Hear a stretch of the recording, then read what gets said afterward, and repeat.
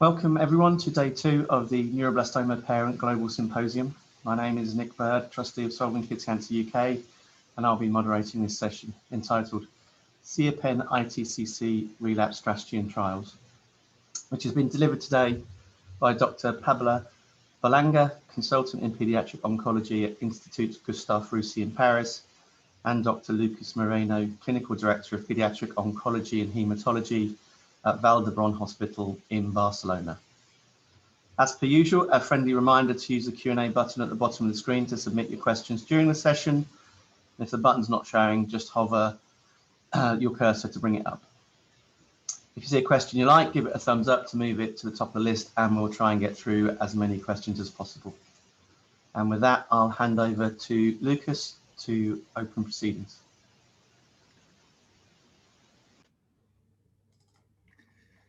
Hi, good morning, everyone.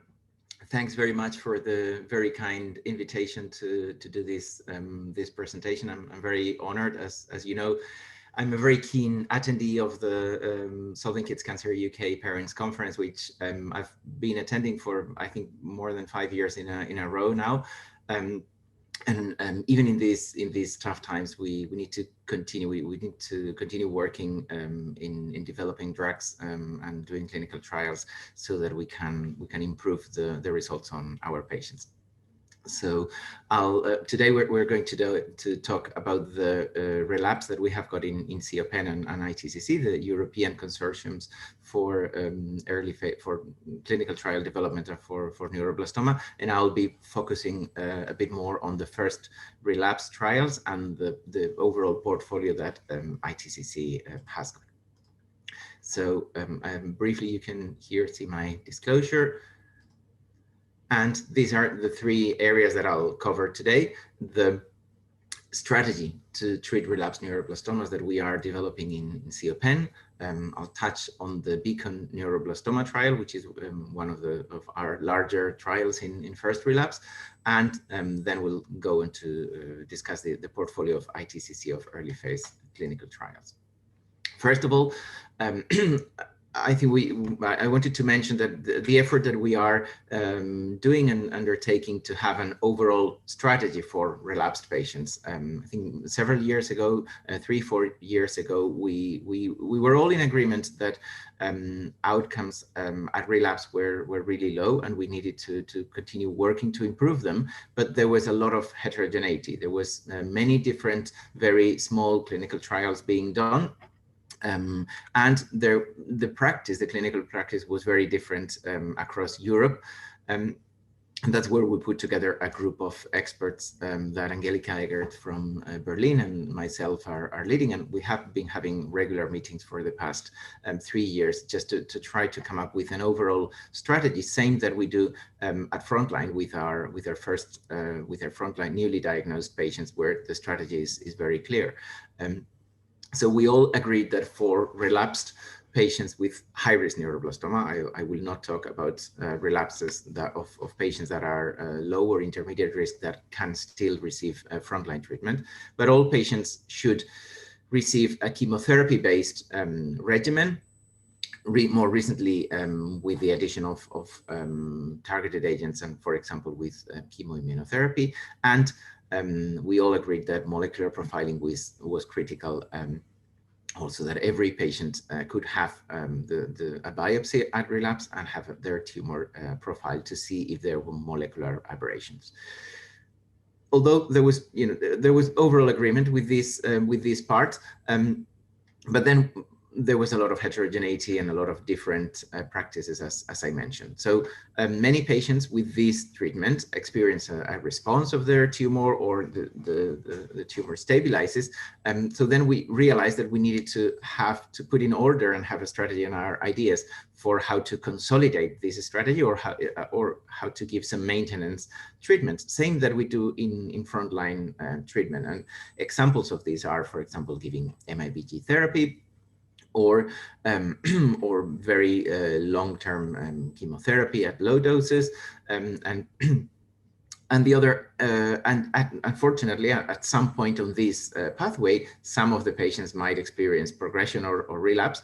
And here, the areas of work are to have more phase 1-2 clinical trials available, and also to try to use, if we have identified a target, a gene or a genomic aberration that is present in the tumor, then give a treatment following that aberration that has been identified. So the first area that we started developing is to try to register this activity and develop a guideline, because we have first surveyed the practice across Europe, and it is very heterogeneous. There are very many different chemotherapy regimens or combinations that are being used at first and second relapse. So we will try that is a bit more homogeneous. We will work, at the moment, we have got 2 trials ongoing for first relapse: RIST, that is based in Germany, but also open in other countries like Austria or Czech Republic, and BEACON, that is open in other ITCC countries like France, the UK, Spain, Italy, the Netherlands, and some others. So all patients should be considered for this for the first relapse trials. At the time, because both trials are just about to finish, we are already working on the future relapse trial, and also collecting data from the molecular platforms. As I said, the consolidation and maintenance idea was very interesting, and the people in the German group with Peter Lang and Angelika Eggert were really interested on evaluating the role of haploid antibody transplant. That, you know, it has been used in a proportion of patients and is more commonly used in Germany. So we are also trying to find out how to really know if it has a role, and we're working on developing a study in this setting. And then for this portfolio of phase 1 trials, we also had to work on making sure that they are more aligned for neuroblastoma and that there are sufficient trials available. So regarding the BEACON-Neuroblastoma trial, this is an adventure that we started back in 2010, together with Andy Pearson, that was the initial chief investigator of the trial, with Keith Whitley and with Cormac Owens.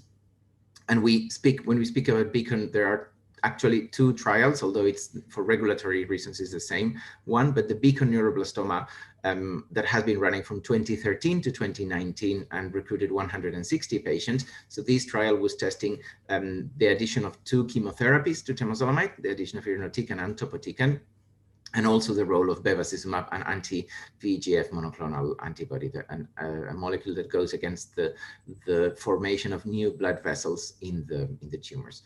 And then the second part is called BEACON-Immuno, that we're doing with Juliet Gray from Southampton, where that is currently ongoing, and it started last year. And we are evaluating topotecan and temozolomide chemotherapy with and without dinutuximab beta and the anti-GD2.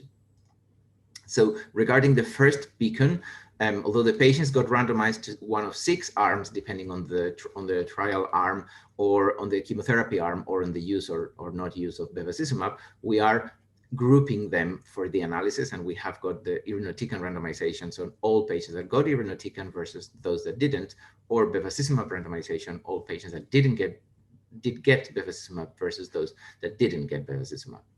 And we don't have results on topotecan yet.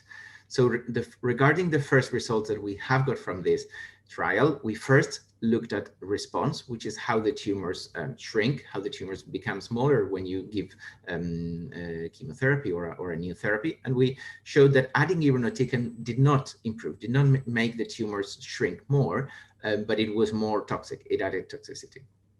We also learned that adding bevacizumab did improve response rate. More patients had a response and their tumors shrank by giving bevacizumab, and that met what we call the trial success criterion, what we had predefined that it would be a successful trial. But it also added more toxicity.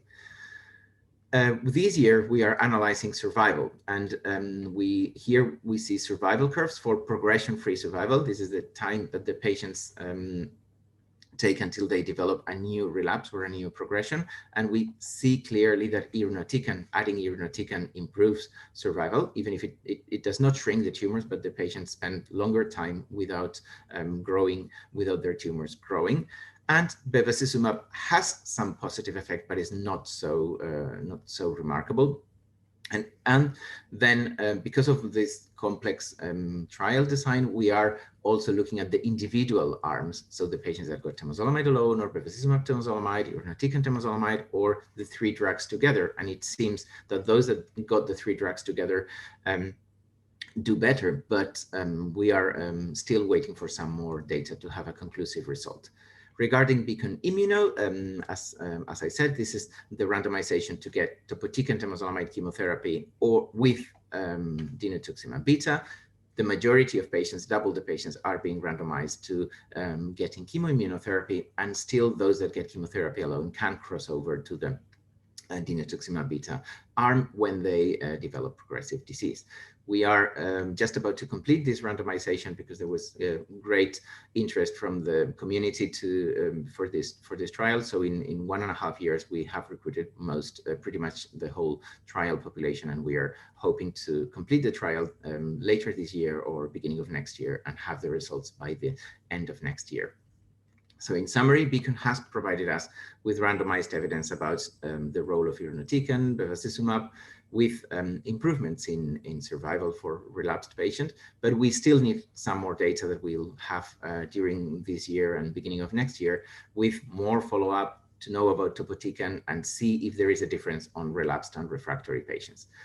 At the moment, we are waiting to complete, or just about to complete, BEACON-Immuno and RIST, the German trial, and this will inform the design of the future trial, which we're already working on it, considering definitely that we will want to incorporate chemoimmunotherapy, bevacizumab, the RIST regimen if these results are positive, and considering new arms, for example, with the addition of anti-CD47, a new form of immunotherapy, or other targeted agents that we are developing.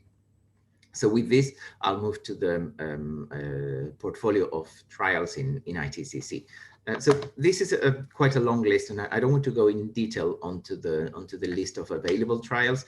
Every time that one clinician has a patient that would be a candidate for this, they are used to contacting the ITCC network and finding out how many are available or where are they available, because they tend to open and close quite rapidly. I mean, overall, the trials that are available are for ALK-positive neuroblastoma. There is the CRISP trial and the Lorlatinib trial. There are a number of targeted agents, some of them with a neuroblastoma focus, like an aurora kinase inhibitor, a CDK4/7, BCT100, that is a trial developed in the UK, a BCL2 inhibitor, Nivent, that is a combination of nivolumab with entinostat, an MDM2 inhibitor, and then other trials that are more generic for all types of patients with solid tumors. And then immunotherapy trials. We will hear during the conference on trials on naxitamab and omburtamab for CNS relapses. And there are other trials with immunotherapy for all patients with solid tumors. I think I just wanted to remark that year by year, so the progress is still slow and we want it faster, but there are more trials on more targets. More of them are neuroblastoma driven, and more of them include combinations, and more of them include phase 1B or phase 2. They're more advanced in their development.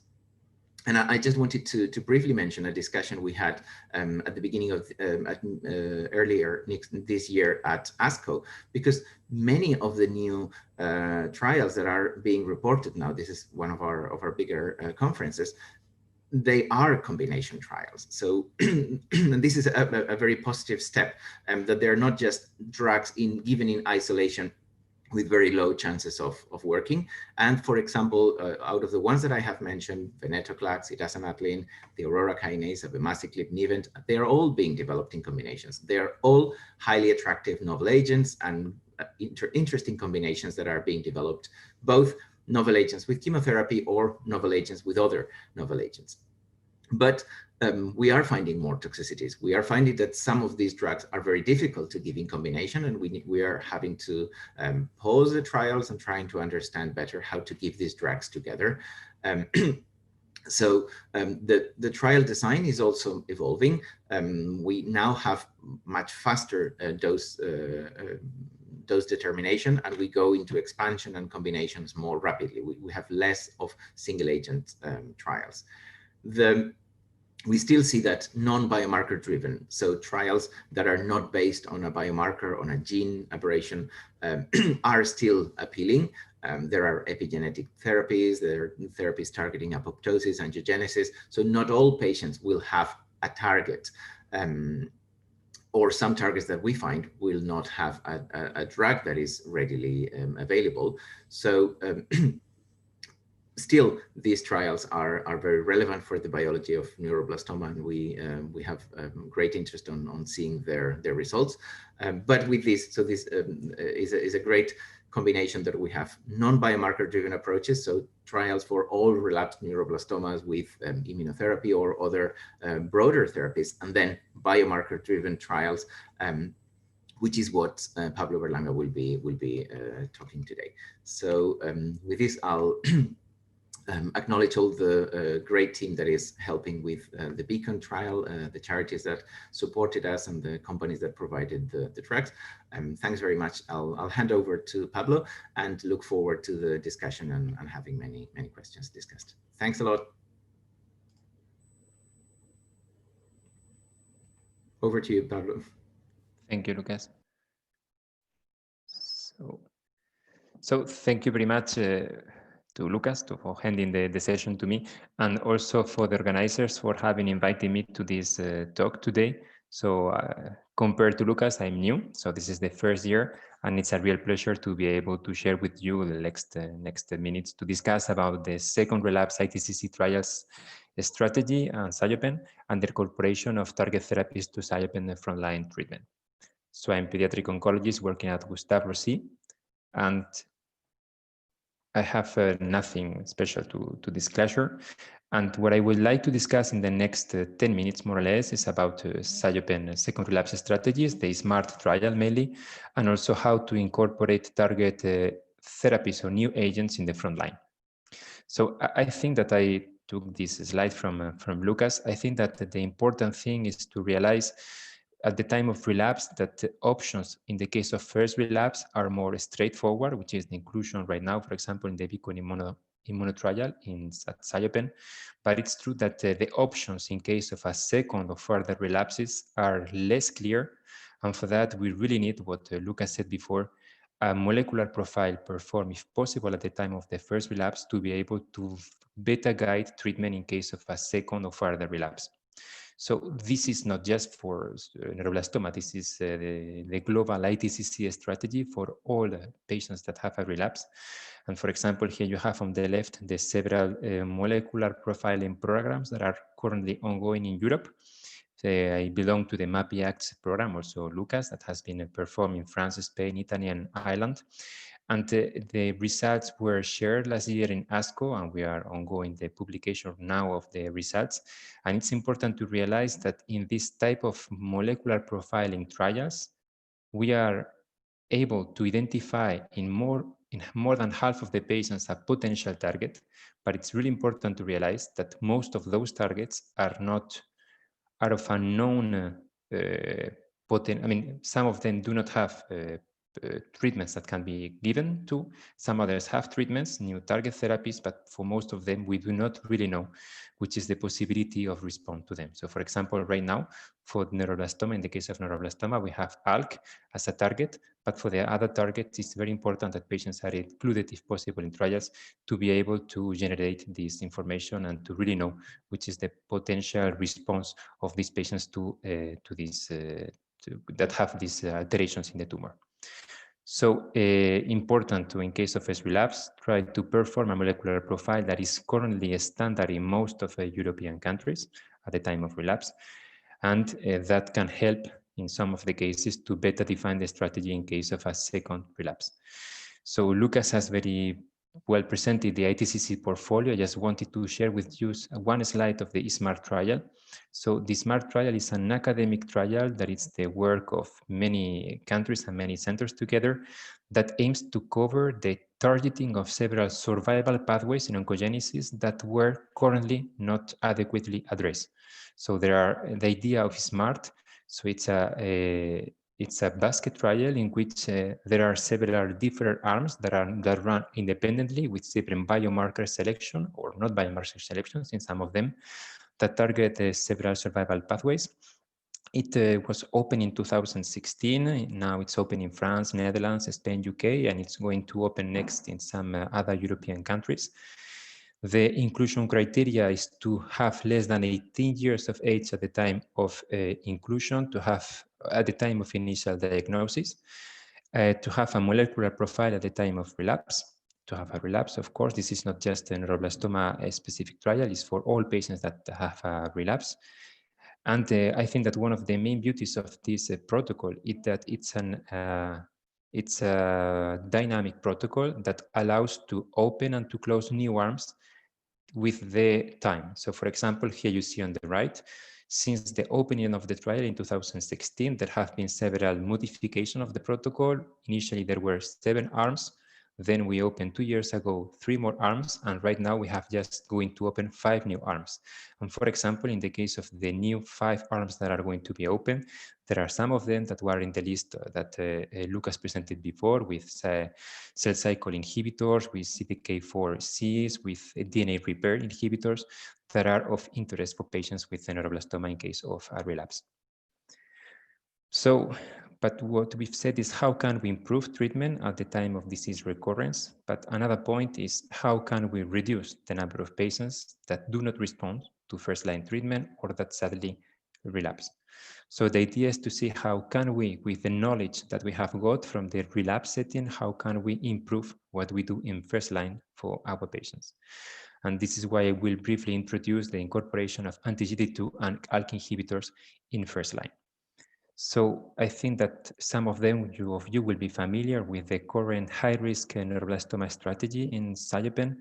So there is now a phase 3 trial in Europe. There is a high-risk neuroblastoma 2 trial that is currently open only in France, but that will open next in most of the SIOPEN countries, in which we give an induction chemotherapy. It's a randomized question between the previous induction chemotherapy in SIOPEN, that it's a rapid COIEC, versus the GPOH, the German induction chemotherapy. It's a randomized question.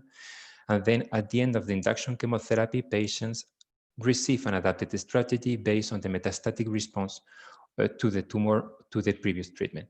So we know that around 70% of the patients will have a good metastatic response that will allow to continue on the protocol with high-dose chemotherapy, local treatment immunotherapy. And in those cases, we also ask another randomized question that is the standard of care for these patients, which is 1 high-dose chemotherapy BEACON versus 2 or tandem high-dose chemotherapy.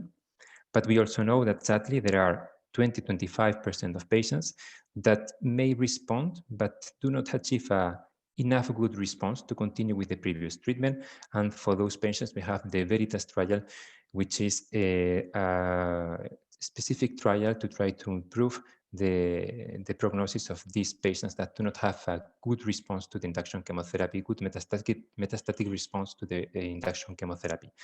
And the VERITAS trial is also open in several European countries that gives chemotherapy and gives tandem high-dose chemotherapy versus MIBG, therapeutic MIBG with BEACON and also local treatment and immunotherapy.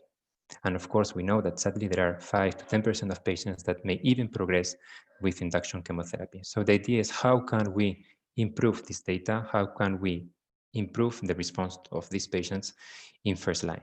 So there are 2 options that are currently on work in SIOPEN, anti-GD2 and ALK inhibitors. The first is the chemoimmunotherapy proposal that we are testing also in the relapse setting. The idea is not just give the dinutuximab beta in the maintenance treatment, which is now standard of care, but try to combine that with induction chemotherapy.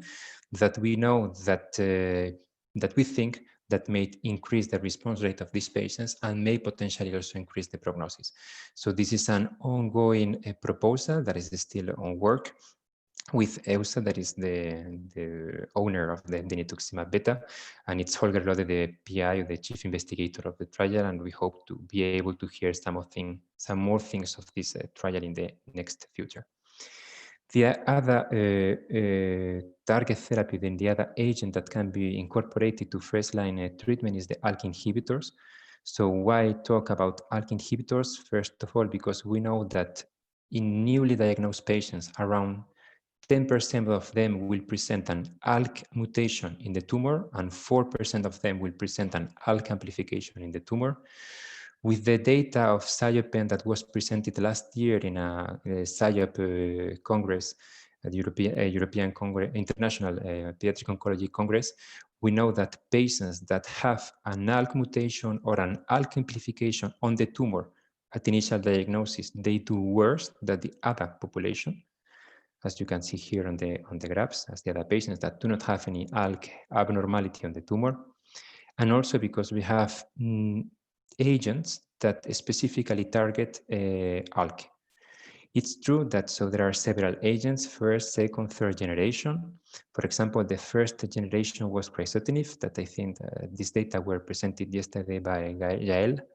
So with a limited activity, but activity anyway in some of patients.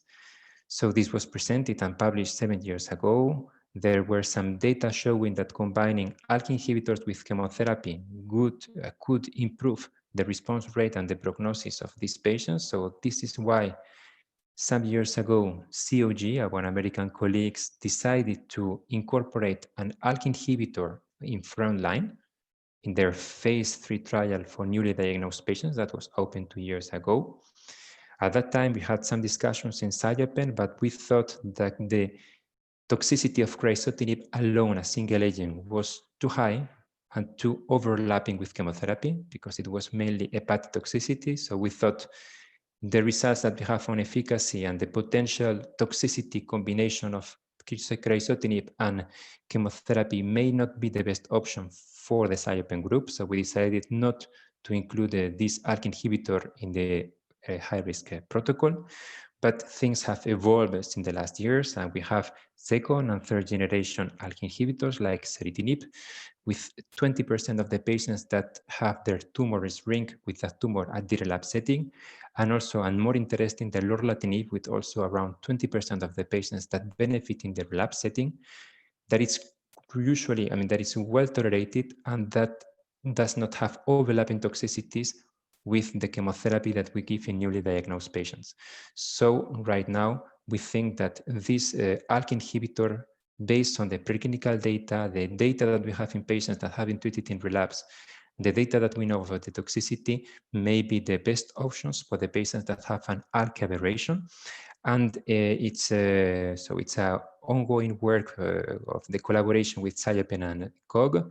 So COG is modifying or amending their protocol to change crizotinib to lorlatinib, to switch the already arm they have with crizotinib to lorlatinib, and the high-risk 2 protocol of SIOPEN is currently under amendment to be able to introduce this ALK inhibitor in first-line patients that have an ALK aberration on the tumor.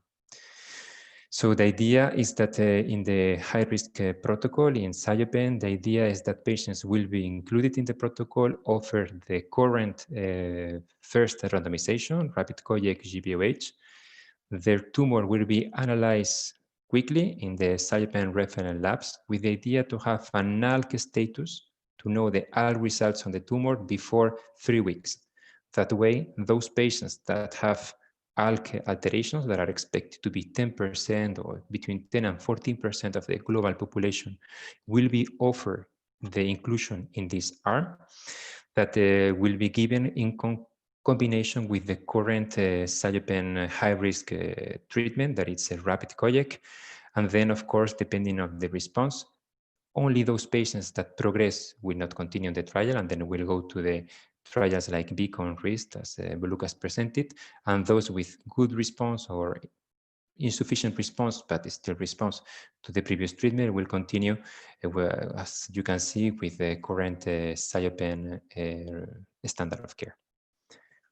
So right now there is a funding that request that it's ongoing to parent-led charities, to Pfizer, that is the owner of the Lorlatinib. There is a statistical design ongoing to merge data from both trials, because the idea is that we will run on parallel both trials, COG, SIOPEN, and at the end we will combine, so we will run them both in parallel with similar rules regarding toxicity assessment, efficacy, with the idea to be able at the end to merge the data of both trials and to get the results as soon as possible. And within SIOPEN, we are working hard to try to have this amendment available at beginning mid-2021 and to be able to recruit patients mid-2021. So I would like just to thank all the people that have been working in these protocols and these trials, like the ESMART trial, mainly Birgit Georger, which is the first on the left, that is the PI or chief investigator of this trial. And here you have many of the PIs of the main trial arms. Also the people involved in the pilot trial, and very special thanks to all the SIOPEN colleagues and the COG that have been working very hard to put together the SIOPEN and COG collaboration in patients with ALK abnormalities. And I think it's a very special thanks, because I think it's an important thing that we are able to work together like this. And all of them are really not just brilliant scientists, but also wonderful people that I'm very proud to work with. So thank you very much, and happy to take all your questions.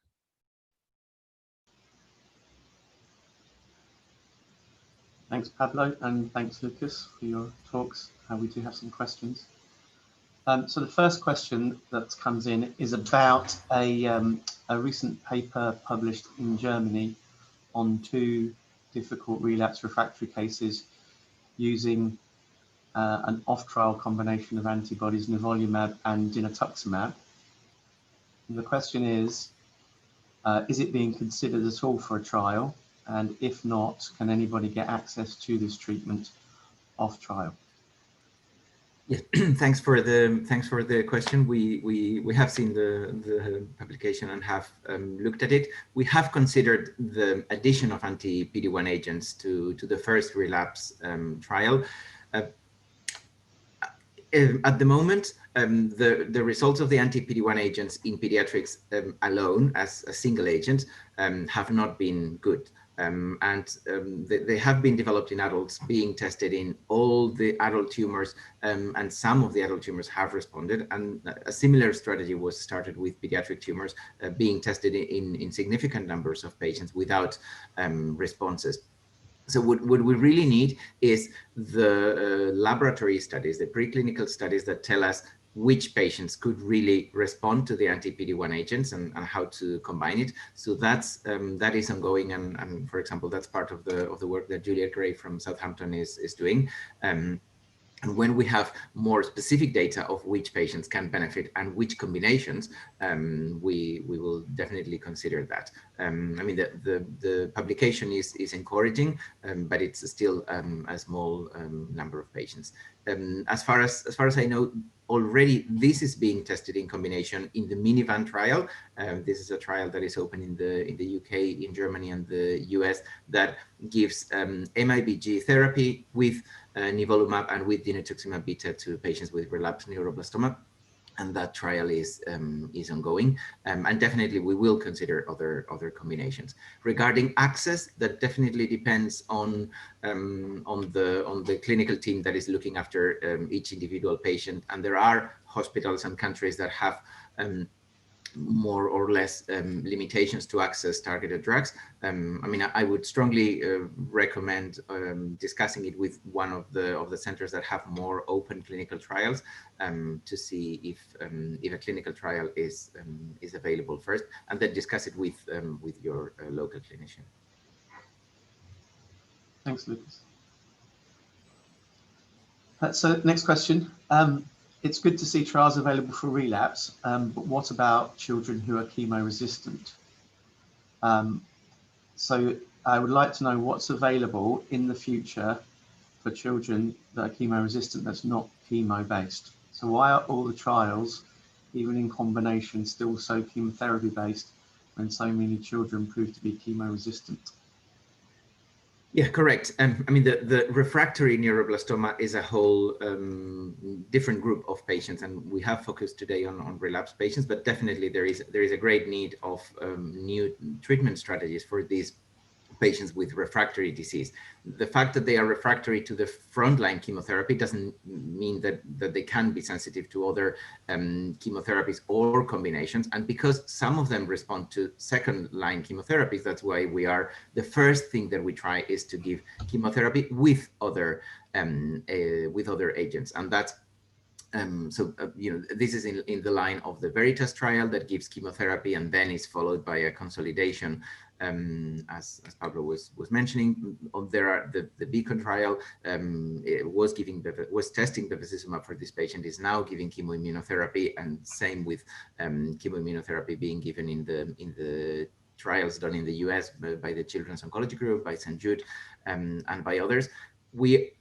So there are parallel efforts on the clinical trials, and then we are developing the first relapse or first refractory clinical trials. We are developing also novel combinations, as you have seen in the presentation. There are combinations that don't necessarily have chemotherapy, and at the same time we are learning more about the biology of neuroblastoma.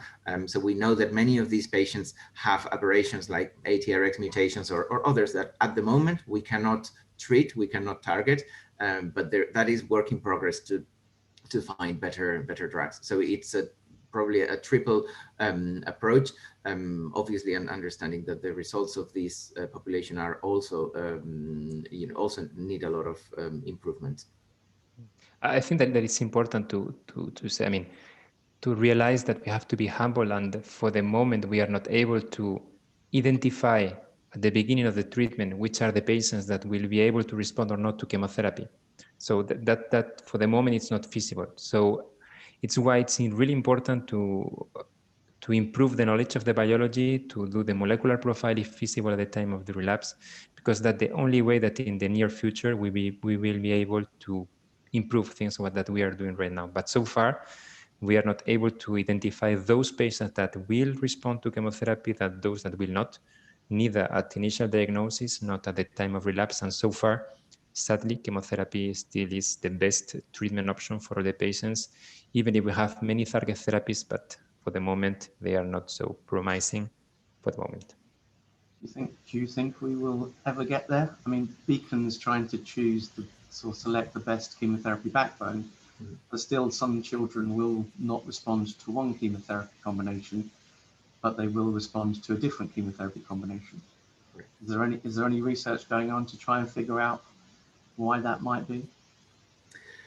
Well, yes, there is. I mean, there is research on the, as I mentioned, on the biology of neuroblastomas and which neuroblastomas are more refractory. And then in the BEACON trial, and same there are other efforts in NANS and by COG, etc., trying to identify which patients are going to be refractory right from the beginning, and then also with the samples that we have got in the BEACON trial, for example, we are going to start analyzing them and try to see if there are markers or factors that predict which patients are going to be refractory or why these patients are refractory. So there is work ongoing, and hopefully we'll in 2 or 3 parent conferences we will have some more good data to present.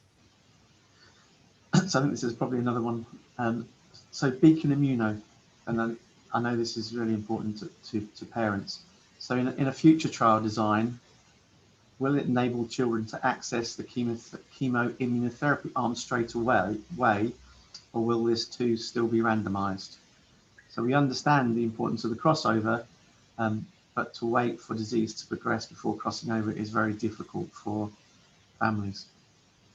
Absolutely, is a very clear point, and we were very much aware of this situation when we started the current trial. The reason for doing the current trial or the current trial design is that as we all agree that chemoimmunotherapy is promising and is a good therapy that we want to bring as upfront as we can.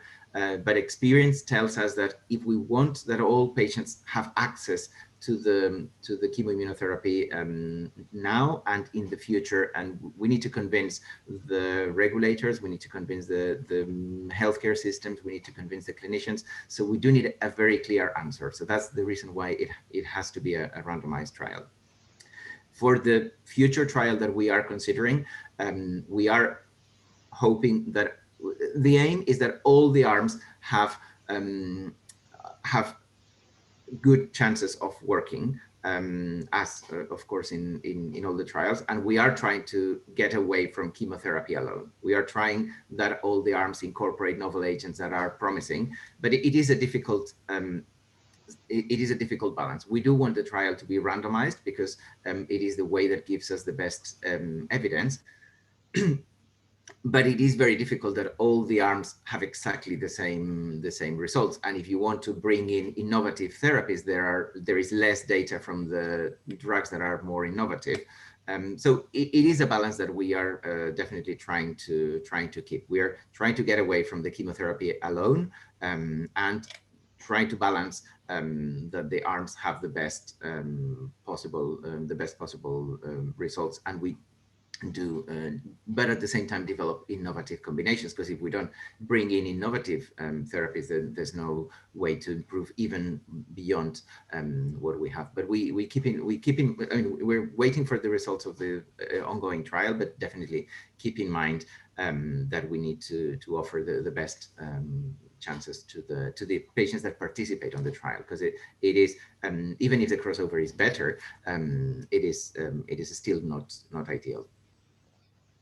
One for you, Pablo. Have any children with neuroblastoma, to your knowledge, been treated with TVEC as part of the ITCC solid tumor trial? TVEC? The oncolytic virus. I think that is an ongoing trial, so we don't have the full results. Not to my knowledge. It's just these TVEC, this oncolytic virus, you need to inject it in the tumor.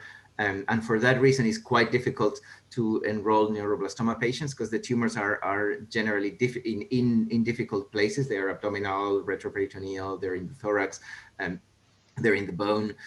So, I mean, because this is the first-in-child trial, the study is quite restrictive on which lesions you can inject. So I believe it's more sarcomas that are being treated, because they tend to be more on the extremities and they are easier to access. I mean, I am aware that there is a group in Madrid developing an oncolytic virus that is given intravenously, and that's still a work in progress. But at least that one, because it's given intravenously, it's easier to administer, and it is being taken forward to a phase 2 trial that hopefully will open soon. Okay, we've got a couple more minutes, so I'm just going to try and get through a couple more questions before we have to close the session. One for you, Pablo. Is there the ALK study that's open at the Royal Marsden? I don't think it's open at Institute Curie. It's closed at the moment. That's not due to the amendment that you were talking about in frontline.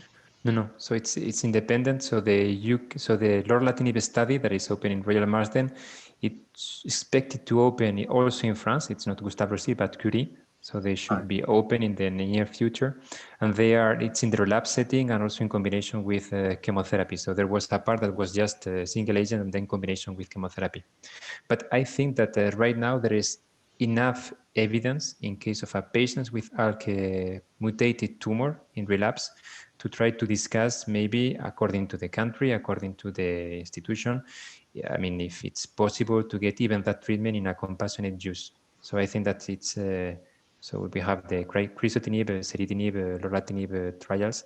I think that evidence is much lower for the patients that have an ALK amplification, but for the patients with ALK mutation, I think that could be feasible. What is also important is those things that are done outside trials, that we properly correct the data. So, for example, in France, we have a registration in which we register patients that receive target therapies outside trials in a compassionate use, to be able to, at the end of the day, know which is the response. Thank you, Lucas. Pablo, apologies for the questions that we didn't get to. We will very much attempt to answer those either via email or in another session.